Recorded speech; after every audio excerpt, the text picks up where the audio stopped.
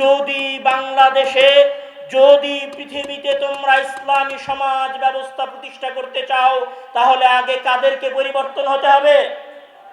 যুবকদের পরিবর্তন হতে হবে।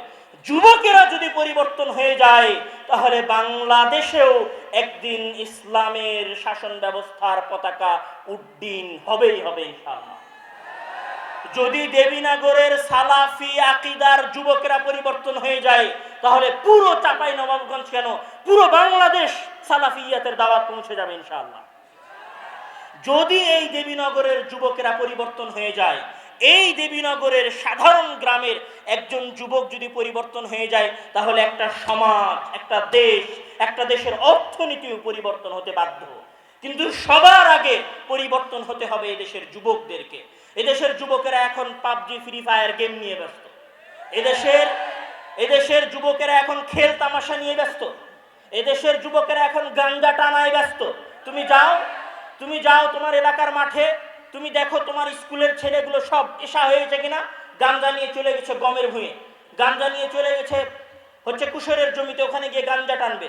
এই সমাজের যুবকেরা যদি গাঞ্জা টানে, এই সমাজের যুবকেরা যদি মদ পান করে, তাহলে এই সমাজে কোনোদিন আশার আলো দেখা দিবে না।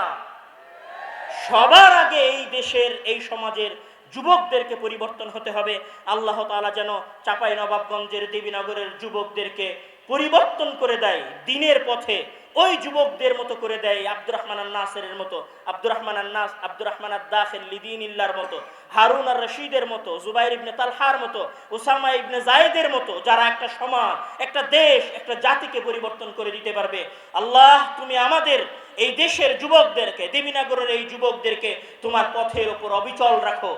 তুমি তাদের পাকে মজবুত রাখো সহিহ আকীদার উপরে, আহলে হাদিসদের মানহাজের উপরে। আল্লাহ তাআলা আমাদের সকলকেই তার দ্বীনের জন্য কবুল করুন এবং আমাদের সঠিক দ্বীনের উপরে বেঁচে থাকার তৌফিক দান করুন। আল্লাহুম্মা আমিন। ওয়া আখিরু দাওয়ানা আলহামদুলিল্লাহি রাব্বিল আলামিন। ওয়া আসসালামু আলাইকুম ওয়া রাহমাতুল্লাহি ওয়া বারাকাতুহু।